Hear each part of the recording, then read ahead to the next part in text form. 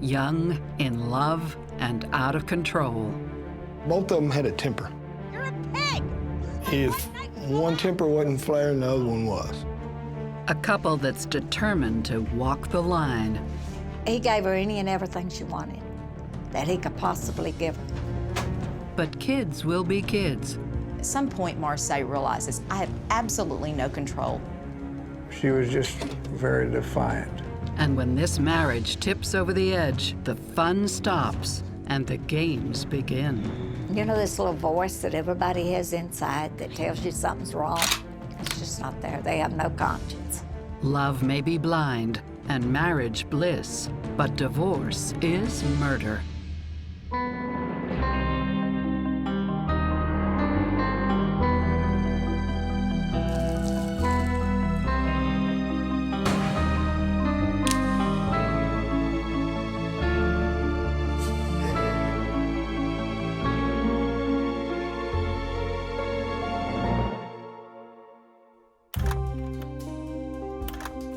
Nacadoches, known as the oldest town in Texas.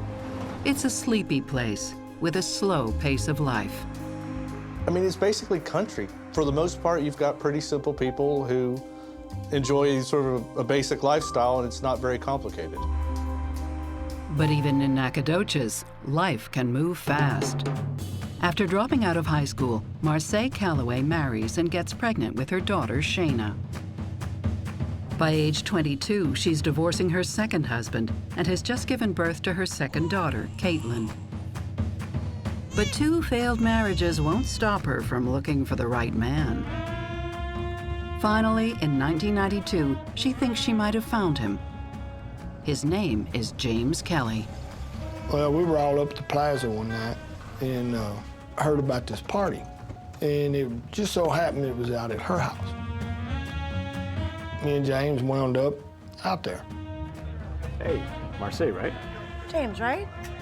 How are you? I'm good. Who invited you here? Just kidding. Come on in. Have a drink. Hey, thanks. And then it just kind of took off from there. What do you say we go for a ride? Gotta go to work tomorrow morning. 19-year-old James has a bad boy reputation, making him irresistible to Marcel. James has a smile that when he smiled, his eyes and everything smiled. And his right cheek had a dimple in it. Marcel may not have any dimples, but she's got something else to offer. Daisy Duke shorts, low-cut tops.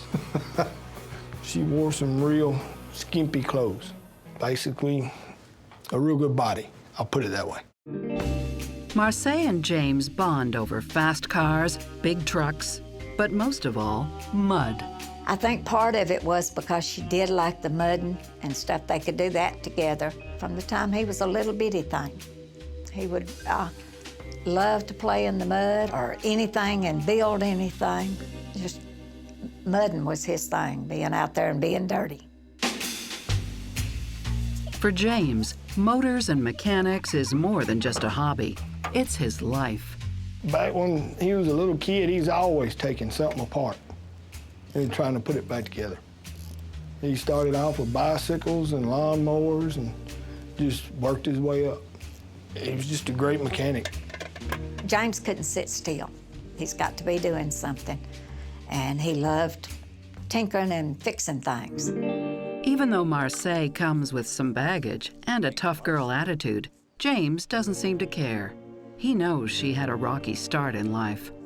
Her mother was killed, the way I understand it, in a motorcycle wreck. She was a real rough girl. Wouldn't take nothing off of nobody, that type of person. And James himself is no saint. He was on probation from something back in when he was 17. He was told that some stuff had been given to this couple, and he went and helped them move one load. And it wasn't give to them, they were stealing it. Time for bed, okay, sweetie? But for now, James is on the straight and narrow. And when he falls for Marcel, he gets to show his gentler side. I'll tell you a bedtime story. How about that? Huh? James had a real soft heart. He had a temper, but he also had a heart. And he felt like that if he could help her, and he loved her. Come on. This love affair begins with a spark. But after a few months, James and Marcel's relationship turns explosive. Told me you'd watch the girls twice. I asked you. I told you like 3 times. I got the guys coming over. You're a pig. This is my one night to go out. Oh, just shut up. Or you're a psycho. James it's gonna be his way or no way. He's real headstrong. And Marcel didn't like that. So they butted heads a little bit. A little while later, they cooled down, you know. It'd be over with. Despite their differences, Marcel seems like she's ready to commit. They even apply for a marriage license. But James gets cold feet. Don't be mad. Like I told you, I want to make it special.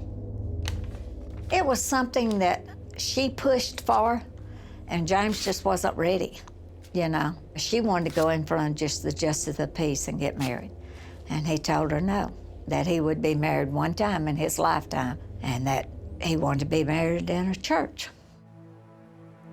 Marcel doesn't wait for James to change his mind. She looks for new pastures and has a third child with another man. While James sows some seeds of his own and fathers a baby boy with another woman, a baby who's adopted by his parents. But something just keeps pulling them back together. Hey. How you doing? What are you doing around these parts? Oh, I just driving by, saw you. Thought I'd say hi. Psychotherapist Stacy Kaiser and forensic psychologist Brian Russell see a rocky road ahead for this relationship.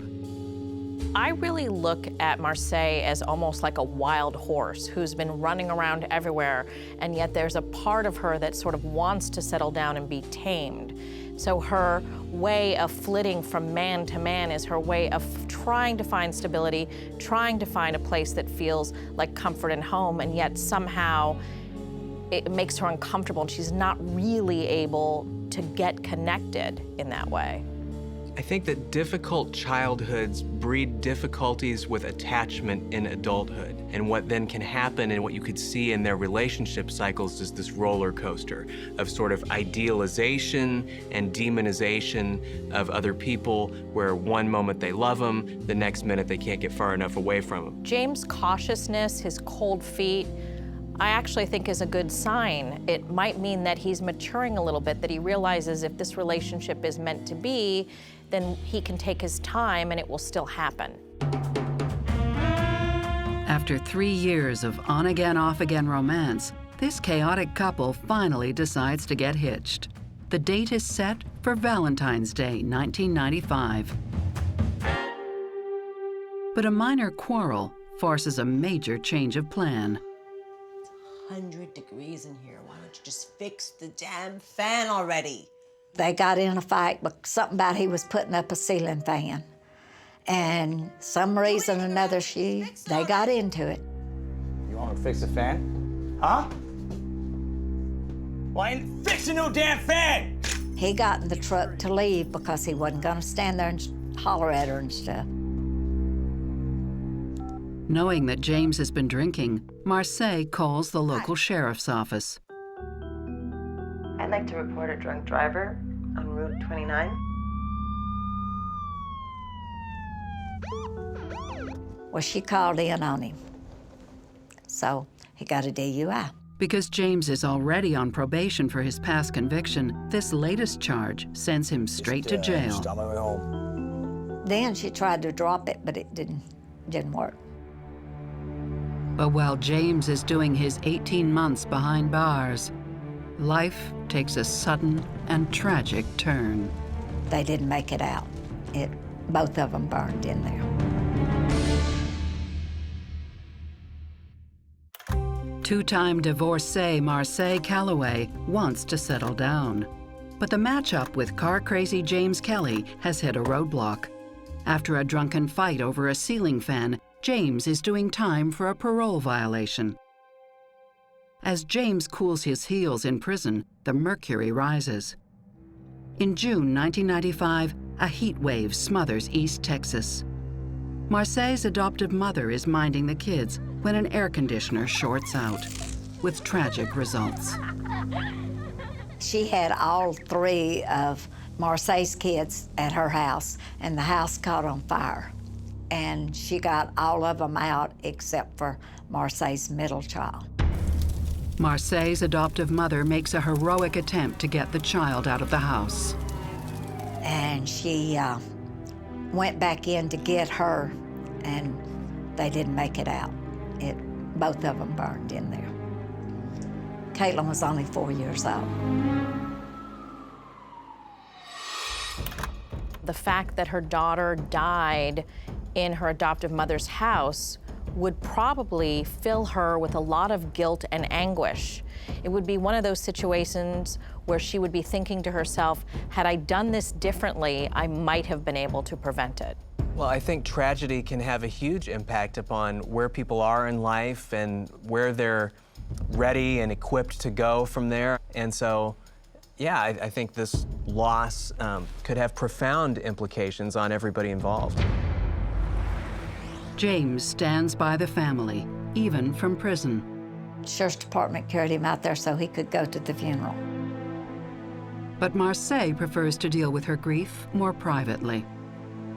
He writes her, and he writes me and tries to get me to get her to come up there to see him, and she wouldn't go.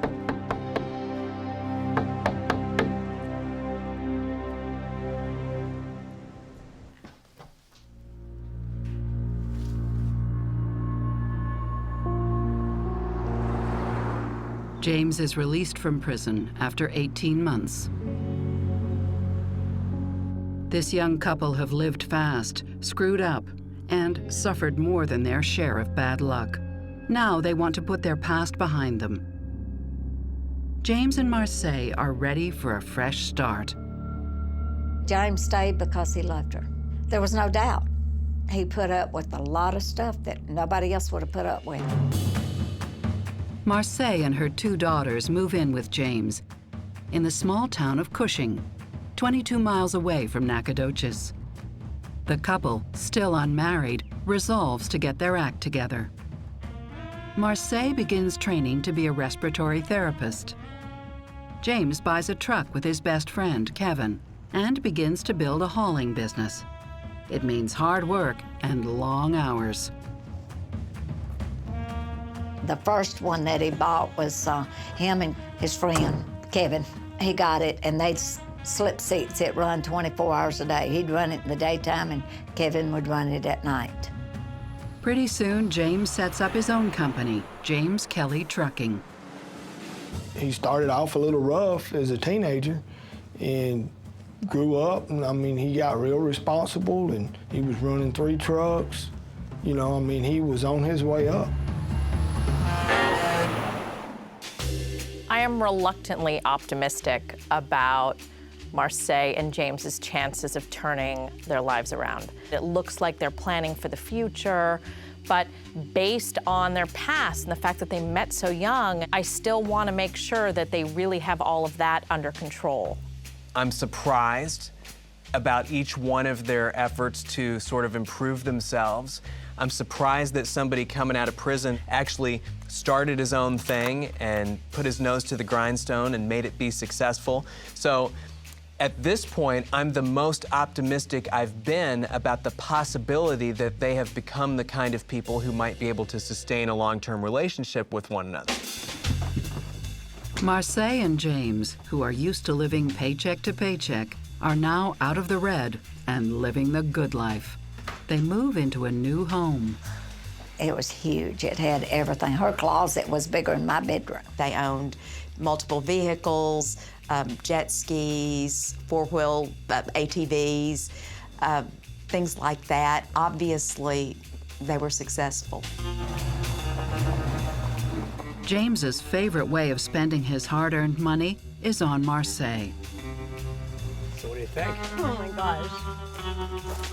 I think this is great. Mwah. He loved her. He gave her any and everything she wanted that he could possibly give her. There's not too many women has 4 or 5 vehicles to drive, and they weren't cheap ones. He always bought her a car when she wanted one. If James couldn't afford it right then, I mean, he'd pull a few extra loads, do whatever he had to do to get it for her. I think that James had a desire not just to provide for his family, but for his family, his children, to do better than he had and not to make some of the mistakes that he had made. On Valentine's Day 2003, Marcel and James finally have their church wedding. That was one of the happiest days in his life. But for this couple, happiness always comes with a catch. And this time, that catch is Marcel's daughter, Shaina. She didn't want him there. She didn't want to be there. She was just very defiant. Marcel and James Kelly are rebuilding their life after breakups, prison time, and the tragic death of Marcel's middle daughter. With new jobs and more money, the Texan sun is shining on the Kelly family. There's just one cloud on the horizon, Marcel's eldest daughter. Typical teenagers, Shaina and her friends have started to rebel. I mean, I think all they basically did was drank and did drugs and didn't go to school and stayed out late. And there's a river bottom area that they used to go hang out at night. And you know, I don't think they did anything positive down there. It's just out in the middle of nowhere and no civilization out there. Just a place to be. They can drink their beer, do whatever they want to, and, you know, more than likely they're not going to be bothered. Shaina has more freedom than the average 13-year-old. Are we going back to my place or your place? She did what she wanted. She come and went as she pleased. She always had a boyfriend, some type, or a bunch of boys hanging around. She just got wild. She was in sexual relationships with a number of these boys. And I say boys, they were men. They were in their late teens and early 20s. Shaina's looking for somebody to love her, and she keeps going through these men. In my opinion now, that they were druggies, you know, that they was just not people I would pick for my kids to be with. From the outside, James, Marcel, and the girls could be mistaken for a hard-working, respectable, functional family, if Shaina wasn't spinning out of control. Her behavior puts more and more strain on a marriage that's hardly had time to settle into a routine. Shaina was giving him a lot of problems, which was causing friction between Marcel and James. James tried to talk to Marcel about her, tried to talk to Shaina. You know, James was trying to teach her, you know, how to respect people, and she just basically bucked him the whole way. Shaina hated James. She didn't want him there. She didn't want to be there. She would not obey any rules he had. She was just very defiant. Marcel, on the other hand, had a very strange relationship with her daughter, Shaina. I would describe them more as friends than a mother-daughter relationship. He has a car and a small job, and I mean... Who cares about a car? You have to admit, he's pretty hot. I didn't mean anything. Shaina could get away with anything. Didn't matter what it was. Marcel wanted Shaina to be able to do what she wanted to. Just basically gave Shaina free rein. And James wasn't going to tolerate that. Shaina has had a childhood filled with instability, and so it would make sense that if that child didn't have their emotional issues properly dealt with, that they could take a wrong turn and end up rebellious and destructive, which is what we're seeing here with Shaina.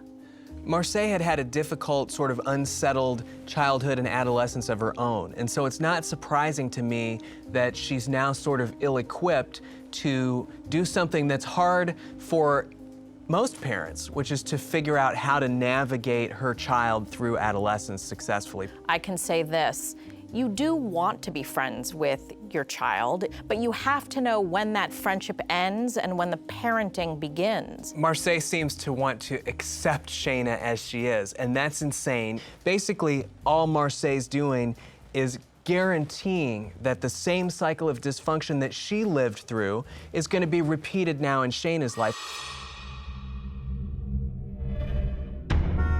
In an attempt to defuse the tension in the house, Marcel allows 14-year-old Shaina to move out and shack up with an 18-year-old boy. That's just something that's amazing to me, that a mother would let something like that happen. It makes James angry, but there's not much he can do about it.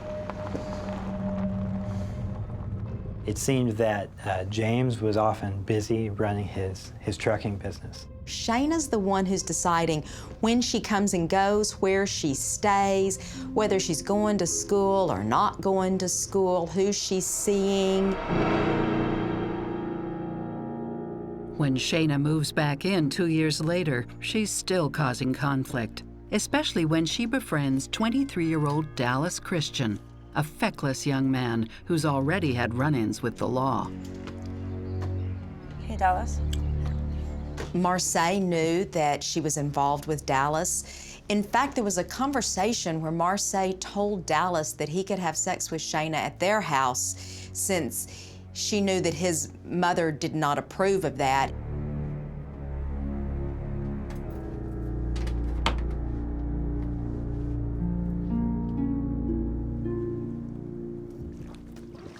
And there's another friend, very different from Dallas. 15-year-old Colton Weir is younger, less worldly, and out of his league. Hey guys, do you mind if I hang out with you?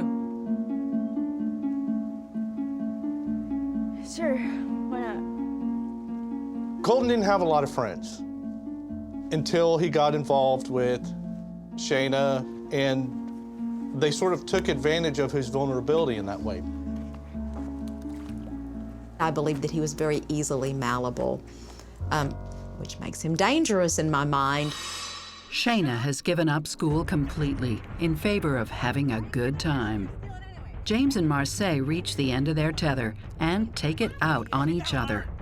Well, both of them had a temper, and if one temper wasn't flaring, the other one was. She's my daughter. Let her be. Yeah, I get it. Just shut up. You're not even here anyways. Yeah, well, if you were a better mother, you wouldn't be in this friggin' mess. I've seen him with busted lips. I've seen him with bloodshot eyes where she'd hit him.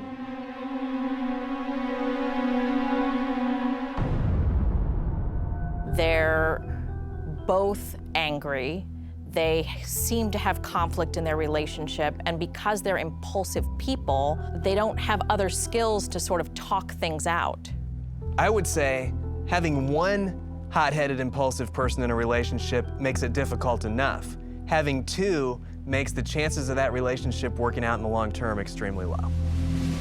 It's not just Marcel who's becoming violent. Shaina's running the show out there. At some point, Marcel realizes, I have absolutely no control. The tail is wagging the dog. Marcel had called Shaina to come home. She wanted her to clean her room. Marcel gets in an argument with her. Just leave me alone, you stupid freaking loser. And Shaina, kind of showing out in front of her friends, and assaulted Marcel. You're an ungrateful whore. It's hard to understand how a parent and a 16-year-old could have a physical confrontation. But apparently, because of this lack of discipline and lack of parenting for all these years, when Shaina does do something crazy and hits her mom, Marcel doesn't know how to deal with it. All she knows to do is call the police and get law enforcement involved. For once, James and Marcel find themselves in agreement. Things have gone too far. Even so, James is too busy to spend time on yet another family crisis. Saturday, October 22nd should be a day off. Instead, he's hard at work fixing one of his trucks. At 6 p.m., Marcel begins her night shift at Lufkin Memorial Hospital. The children are spending the night with various family members, all except for Shaina. Dallas and Colton and Shaina had been a number of different places, just kind of roaming around. James gets home late to an empty house, then calls Marcel. He called her about 3:30 in the morning and told her that he was fixing to go to bed and to call him about 7 the next morning to wake him up so he could finish his truck, because they were going to go out to her niece's and have Sunday dinner. Asking for his wake-up call is the last thing James will ever do.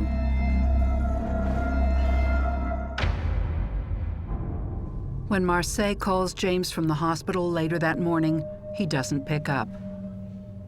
She calls James's stepfather, David Bone. She calls Mr. Bone and asks Mr. Bone to go next door and wake him up. He went inside. The room was very dark. James had a sheet pulled up over his head. He kept calling his name and James wouldn't wake up. He even took his walking stick and kind of poked James once and James wouldn't wake up. So he went out and called Marcel back and said, I tried to wake James up, but he wouldn't get up. He ain't moving. You want me to wake him? And she was very insistent that he go back, that James must get up, that he had to go wake James up. So Mr. Bone went back inside the room. This time he pulled the sheet away from James's head. When he pulled the sheet away, he immediately saw that James was dead and that he had been shot in the head.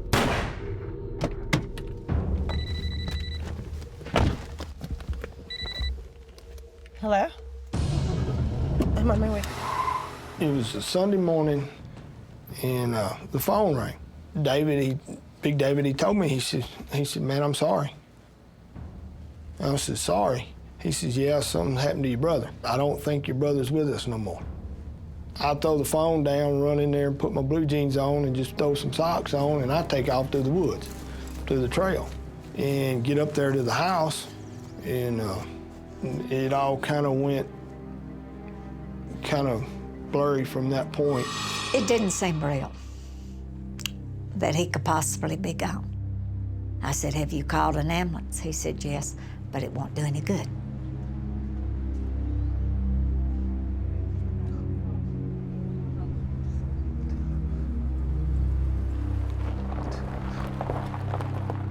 James appears to have a single shotgun wound to the face, and there's a gun found near the body. There was a BB gun, pellet gun thing, laying on the floor. They thought it might have been that he committed suicide. And they come to ask me that, and I said, no, he would not have done that, no. It's clear that a bigger weapon caused the fatal injury. The way he had been shot in the face, just the scene itself, it wasn't a suicide. There's no sign of a break-in, and James's phone is off the hook, lying on the floor. The last number dialed was Marcel. Everything else looks normal, but there is something odd about Marcel's reaction when she gets home. She started driving home. By her account, she became somewhat hysterical and called a family friend, Kevin Dill, to meet her at a store and drive her the rest of the way. Mr. Dill's description was that as they approached the Cushing area, she just dropped this emotion and suddenly became very calm and very matter-of-fact and asking, well, I wonder what might have happened to him. And he found that very, very odd. And she walked up on the porch and she asked the investigator, is he dead? And he said yes. She went around him, got the dog food, and went and fed the dog.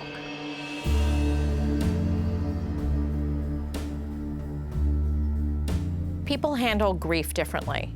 And it may have been that Marcel was in shock, which is often the first stage when a person is grieving. And shock can lead a person to sort of get involved in basic everyday activities instead of feeling whatever it is that they're feeling.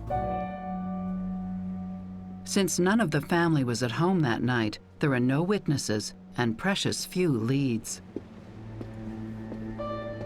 James was fairly well liked. He's not somebody that had a bunch of enemies. He's not somebody that was involved in some nefarious activity. He just appeared to be a regular guy. But this regular guy did have at least one mortal enemy. He was very, very emotional. He was very, very distraught. He was very, very scared. The Kelly marriage has been stretched to a breaking point after they lose control of Marcel's wayward daughter.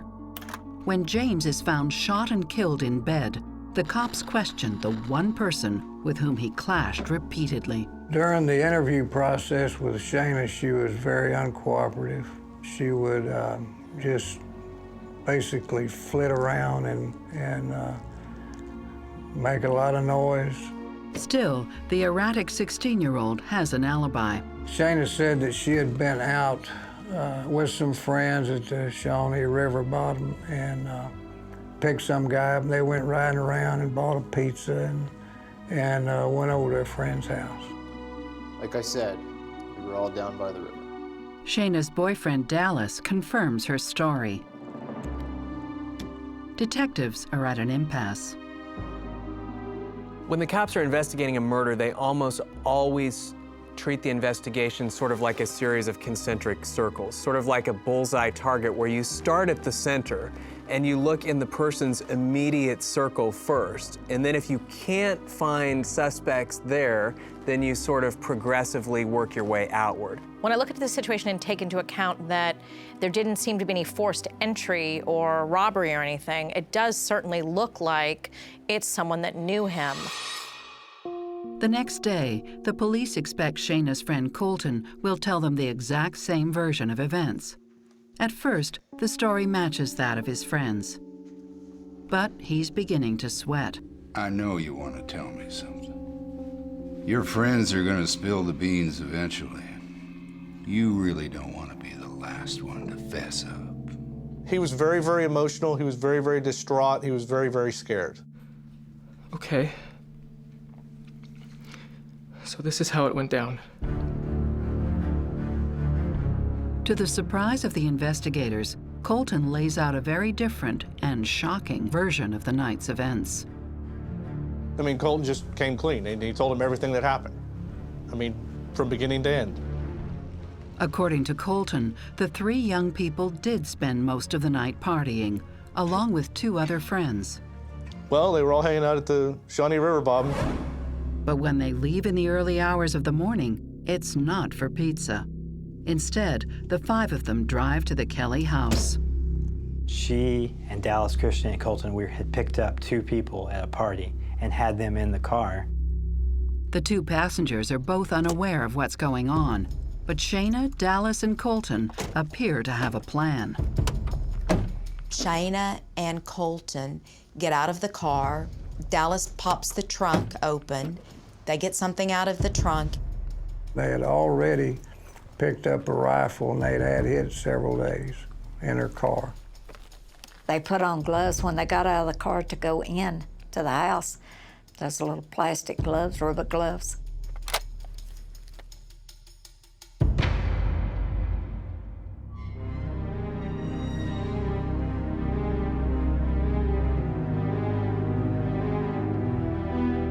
According to Colton's confession, Colton and Shaina entered the house, and Colton shot him from a close range with a .30-30 rifle.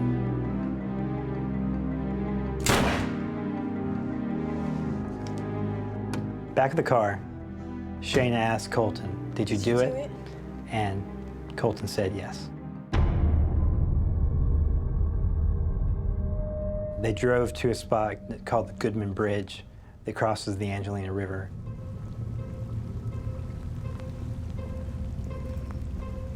Colton throws the gun out into the river. They also take the gloves that Shaina had and a sweater, and they attempt to burn those in a little burn pile there by the river. Colton's story checks out. Well, we found the rifle. The rifle was found in the river. There was evidence where they had burnt gloves and a sweater that they was wearing. Within 24 hours, Shaina, Dallas, and Colton are charged with James Kelly's murder. Police are starting to figure out why Colton pulled the trigger. He was led to believe Shaina had been physically and emotionally abused by her stepfather. I mean, I know that both Dallas and Shaina would, talk about how abusive James Kelly was and how much it upset Shaina. I mean, they just got him so mad and so rageful that he was able to do it without really giving it a second thought, because he thought someone's hurting my friends, and so I'm going to do what I have to do to protect my friends. Shaina had a strong personality. She was just able to convince people to do what she wanted. Colton was just manipulated, plain and simple. And I think he felt a little bit like the knight in shining armor. Colton's gullibility seals his fate. When I'd met him, I knew he'd already admitted to it. To realize that I'm talking to a 15-year-old whose life is basically over, one way or another. Because Colton is not very sophisticated, he was really susceptible to someone like Shaina.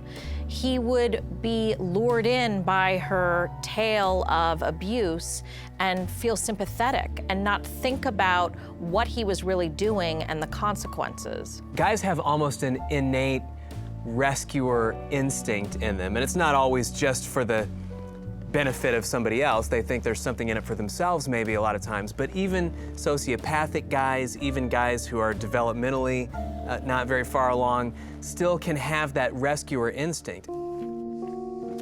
As for Dallas, the cops struggle to understand why he would get involved in such a high-risk crime. Dallas probably had the least invested in all of this. I think Dallas kind of saw it as a lark. It was something different to do. And all he's really doing in his mind is driving them. It's not like he's pulling a trigger or anything. They believe Shaina's motive is more complicated. Shaina didn't like James. In the same way that Marcel was busy seeking Shaina's approval, Shaina attempted to be trying to seek Marcel's approval part of the time too. I think to an extent, because of this kind of twisted relationship between the two of them, she wanted to do something to help her mom. So stupid, why am I even here? Shaina denies any involvement in the killing, but no one, including Marcel, believes her. She come up to the house, and I was gonna go with her to pick out his casket and everything.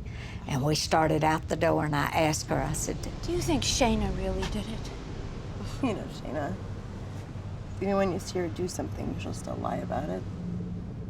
She was being real weepy, like, poor little widow, and everything.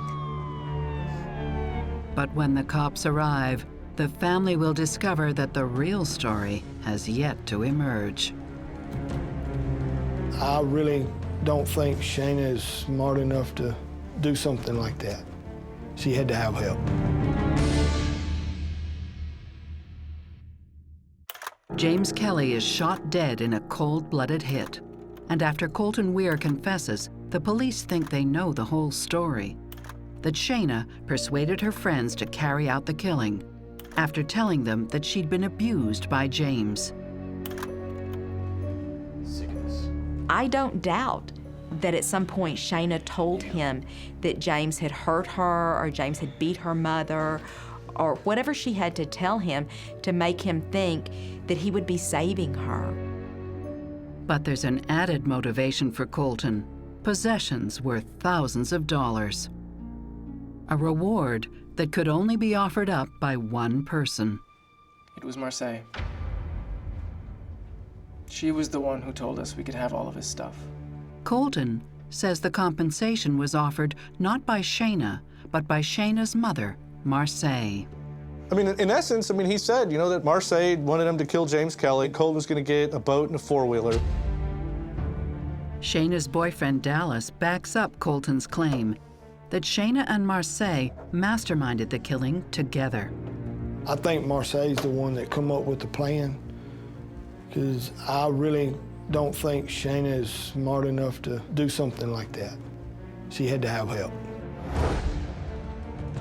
Marcel is charged with capital murder, and she is the first to stand trial. The case against Marcel was mostly circumstantial, and Marcel never had a direct connection to Colton, and that made it difficult to prove capital murder. Undeterred, the prosecution lays out their case. Hey, Mom? Yeah, how you going? Cell phone records prove that on the night of the murder, Marcel and Shaina were making numerous calls to each other. There were a number of witnesses who said that during the day on Saturday, Shaina kept calling her mom and asking, where's he at now? Perhaps Marcel needed to know exactly when James was turning in for the night in order to cue Shaina. As for the phone by James's bedside, someone had made a call to Marcel and left the phone line open. We speculated that Shaina had actually picked up the phone and called Marcel when she and Colton were in the room to kill him so that Marcel could hear what was going on.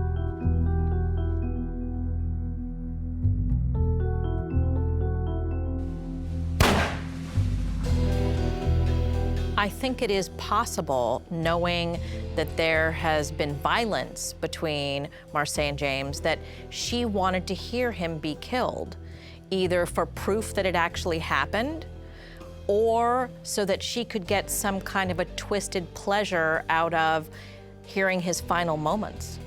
An alternate explanation for why the phone was left in the state that it was could just be an additional effort to sort of back up Marcel's alibi, that she was not on the scene. And if he was trying to call her, then of course that supports that theory that she was somewhere else.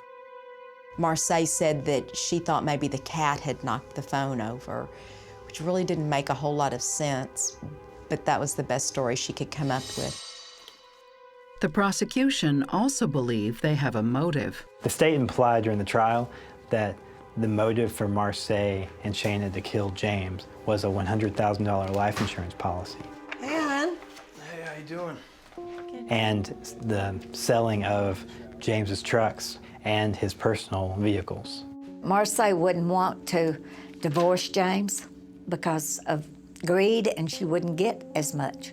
She wouldn't get life insurance. What's even more damning is the testimony of two new witnesses. Marcel had already asked, and Shaina had asked, two other people to kill him. Shaina had had a boyfriend about a year before, and Shaina approached him and said, my mom's looking for someone to kill James. Do you know where we can get a gun? And with another of Shaina's boyfriends, Marcel uses a more direct approach. Come in. She asked him to come into her stepson's bedroom and then to step into a closet. And he said this whole thing was kind of bizarre, but when they get in the closet, she starts asking him, if you guys can help me find a gun. And he said his dad had a gun. Why did she want a gun? And she said, to kill James. I want somebody to kill James. And I would give somebody, I'd send him to truck driving school. I'll give him a truck. I'll give him a jet ski. I'll give him some money. And of course he said, you're crazy. That's not me. I'm not the person for that. Through their clumsiness, they created witnesses that ended up hurting them in the end. Marcel's defense holds firm, claiming Shaina, Colton, and Dallas acted without her consent.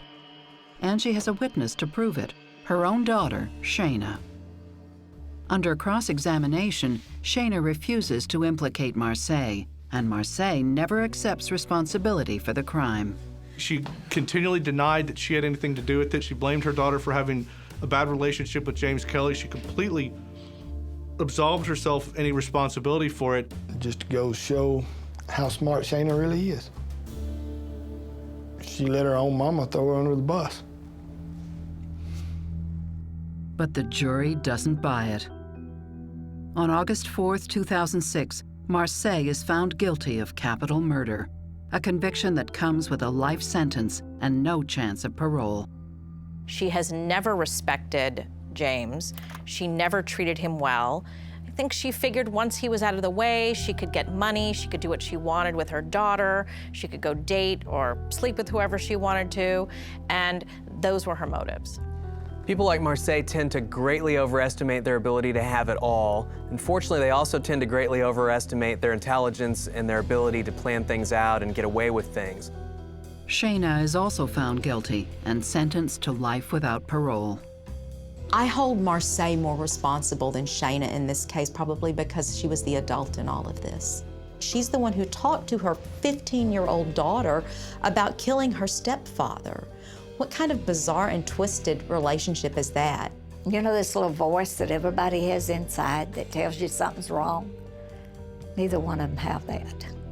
It's just not there. They have no conscience. Dallas Christian pleads guilty to murder and is sentenced to 40 years. Colton Weir is found guilty of capital murder and sentenced to life.